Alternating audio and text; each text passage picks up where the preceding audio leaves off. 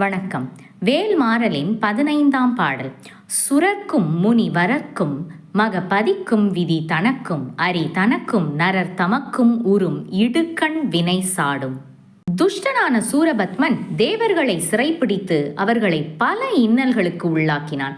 அவனுக்கு வைதீகவானவர் அனைவரும் மீன் கொண்டு வந்து கொடுக்கவும், அவன் முன்னிலையில் பிரம்மன் பஞ்சாங்கம் வாசிக்கவும் என இன்னும் பல பல தேவர்களுக்கு பல பல கட்டளைகள். இவ்வளவு அவல நிகழ்ச்சிகள் அனைத்தும் ஏன் தேவர்களுக்கு வந்தன? தக்கனது வேள்வியில் கலந்து கொண்ட பாவத்தினால் வந்தன. இந்த சாபத்தினால் சாகா வரம் பெற்ற தேவர்கள் அனைவரும் துன்பமடைந்தனர். தினந்தோறும் தங்களை காப்பாற்றுமாறு இறைவனை துதித்து வந்தனர். அவர்களின் துன்பத்திற்கு மனம் இறங்கிய இறைவன் ஆறுமுகம் படைத்த குமரனாய் அவதரித்தான். இறுதி போரில் சூரனுடன் சண்டையிட்டார் முருகப்பெருமான். சூரன் தான் பெற்ற வரத்தினை வைத்துக்கொண்டு பல மாய ரூபங்களை எடுத்தான். இமையோரை விழுங்க பெரும் இருள் வடிவம் எடுத்தான். வேற்படையானது அந்த இருளையும் அகற்றியது. பின்பு அவன் தீ போல் தளிரும் புகை போல் தளையும் பொன் போல் பூங்கொத்தும் மரகத காயும் செந்நிற பழமும் அண்டமளாவிய கிளைகளை உடையதாய் நிலத்தின் கீழ் பாதாளம் வரை வேர் ஓட்டி கடலின் நடுவில் மாமரமாய் நின்றான். உயிர்கூட்டம் துடிப்பதை கண்ட வேல் தெய்வம் மாமரத்தை பிளந்து அனைவருக்கும் விடுதலை கொடுத்து வானவரின் பழைய வினைகளையும் நீக்கிற்று. அப்பாப்பா, இந்த வினை இருக்கிறதே, வினையால் சூழப்பட்டதே இந்த வாழ்க்கை. அதுவும் ஒரு வினையா என்றால் இல்லை இல்லை, 3 வினைகள் நம்மை துரத்துகின்றன. அவை பழவினை, நுகர்வினை, ஏறுவினை ஆகும். பழவினை என்பது பல பிறவிகளில் ஒருவர் சேர்த்து வைத்திருக்கும் அனைத்து வினைகளின் தொகுப்பாகும். தற்போதைய வாழ்க்கையில் நாம் அனுபவித்து வரும் கர்ம வினையாகும். இதை இப்போதே இந்த பிறவியில் அனுபவிப்பது நுகர்வினையாகும். ஏறுவினை என்பது தற்போதைய வாழ்க்கையில் ஒருவர் செய்யும் செயல்களின் விளைவாக எதிர்காலத்தில் ஏற்படும் வினையாகும். எதிர்கால கர்மத்தின் அடிப்படையே இந்த ஏறுவினையாகும். நம்மை இந்த வினைகள் துரத்தி கொண்டே இருக்கும். எப்படி துரத்துகின்றன, எப்படி அவை நம்மை வந்து சேர்கின்றன என்பதனை நாலடியார் மிக அழகாக கூறும். பல் ஆவுள் உய்த்து விடினும் குழக்கன்று வல்லதாம் தாய் நாடிக்கோடலை தொல்லை பழவினையும் அன்னதகைத்தே தற்செய்த கிழவனை நாடி கொளர்க்கு. அதாவது பல பசுக்கள் இருக்கும் பட்டியில் ஒரு சின்னஞ்சிறு கன்றுக்குட்டியை அவிழ்த்து விட்டால் அது தன் தாயை தானே நாடி சென்று பால் குடிக்கும். அதுபோல பழைய வினையின் பயனும் அந்த செயலுக்கு உரியவனை நாடி சென்று தாமாகவே யாருமே வழிகாட்டாமல் சென்று பற்றி கொள்ளும்.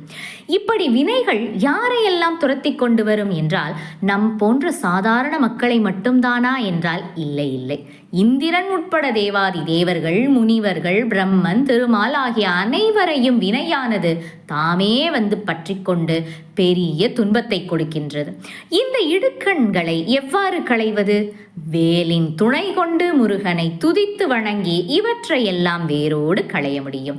அதற்கு தான் இது போன்ற பக்தி பாடல்களை எப்போதும் பொருள் உணர்ந்து பக்தி பூர்வமாக பாடிக்கொண்டே இருக்க வேண்டும். வாருங்கள், நாம் இப்போது பக்தியுடன் பொருள் புரிந்து இந்த பாடலை பாடுவோம். சுரர்க்கும் வானோர்களுக்கும் முனிவர்க்கும் தவசிரேஷ்டர்களுக்கும் மகபதிக்கும் இந்திரதேவனுக்கும் விதி தனக்கும் விதியை நிர்ணயிக்கும் பிரம்மதேவனுக்கும் அரி தனக்கும் திருமாலுக்கும் நரர் தமக்கும் உலக மக்களுக்கும் உறும் நேருகின்ற இடுக்கண் துன்பத்திற்கு காரணமான வினை தீவினை கூட்டங்களை சாடும் மோதி அழிப்பது குகப்பெருமானின் வேலே.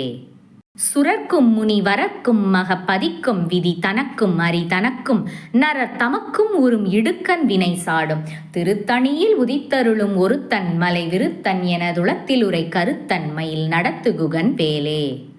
இறுதியாக வேல்மாறலின் 16ஆம் பாடல். சலத்து வரும் அரக்கர் உடல் கொழுத்து வளர் பெருத்த குடர் சிவத்த தொடை எனச் சிகையில் விருப்பமோடு சூடும்.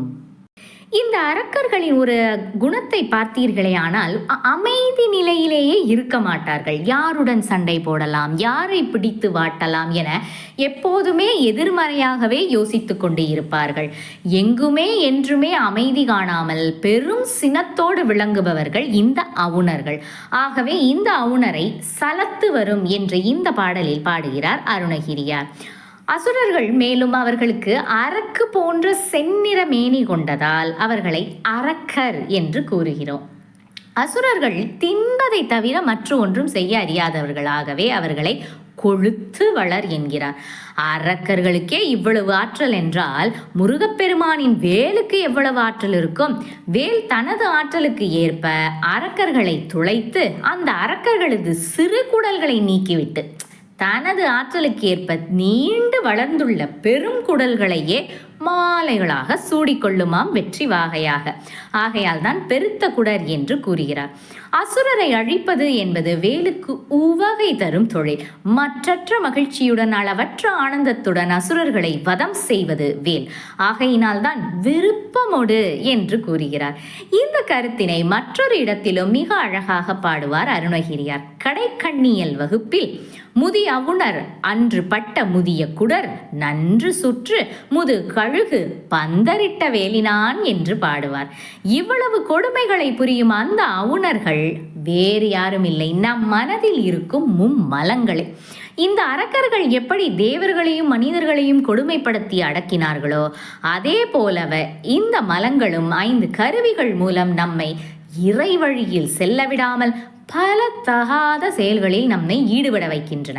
முருகப்பெருமானின் வேலானது எப்படி அந்த அசுர கூட்டத்தினை தவிடுபொடியாக்கியதோ அதே போல நமது மும்மலங்களையும் தவிடுபொடியாக்கி நமக்கும் ஞான நெறியினை காட்டும்.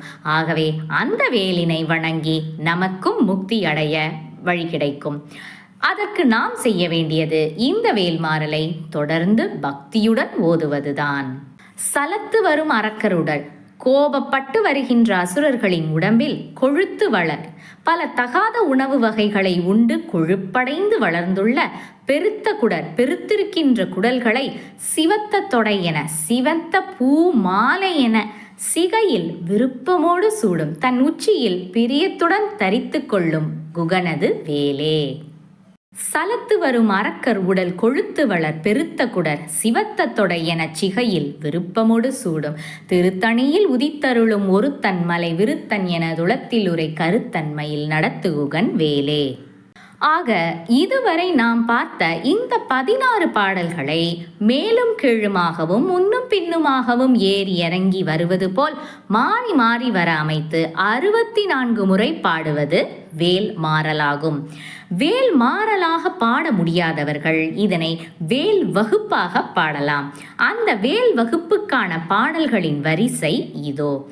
பருத்த முலை சிறுத்த இடை வெளுத்த நகை கருத்த குழல் சிவத்த இதழ் மரச்சிறுமி விழிக்கு நிகராகும் பனைக்கை முகப்பட கரட மத தவள கஜ கடவுள் பதத்திடும் நிகளத்து முளை தெரிக்க அறமாகும் பழுத்த முது தமிழ் பலகை இருக்கும் ஒரு கவிப்புலவன் இசைக்குறுகி வரை குகையை இடித்து வழி காணும் பசித்தலகை முசித்தழுது முறைப்படுதல் ஒழித்தவுணர் உரத்துதிர நினத்தசைகள் புசிக்க அருள் நேரும் சுரர்க்கும் முனிவரர்க்கும் மக பதிக்கும் விதி தனக்கும் அரி தனக்கும் நரர் தமக்கும் உறும் இடுக்கண் வினை சாடும் சுடர் பருதி ஒழிப்ப நில ஒழுக்கும் மதி ஒழிப்ப அலை அடக்கு தழல் ஒழிப்ப ஒளிர் ஒளிப்பிரவை வீசும் துதிக்கும் அடி எவர்க்கொருவர் கெடுக்க இட நினைக்கின் அவர் குலத்தை முதல் அறக்களையும் எனக்கோர் துணையாகும் சொலற்கரிய திருப்புகளை உரைத்தவரை அடுத்த பகை அறுத்தெறிய உருக்கி எழும் அறத்தை நிலை காணும் தருக்கி நமன் முறுக்கவரின் இருக்கு மதி தரித்த முடி படைத்த விரல் படைத்த இறை களர்க்கு நிகராகும்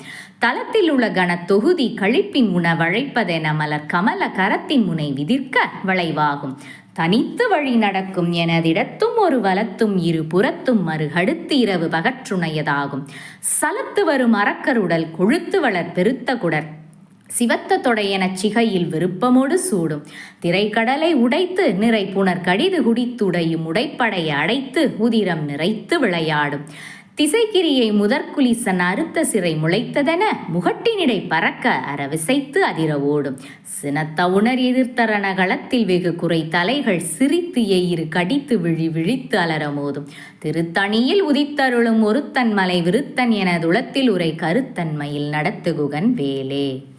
இந்த வேல் மாறல் பாடல்களையோ அல்லது வேல் வகுப்பு பாடல்களையோ தினமும் பக்தியுடன் ஓதி வந்து முருகப்பெருமானின் அருளினை பெறுவோமாக. ஓம் சரவணபவ.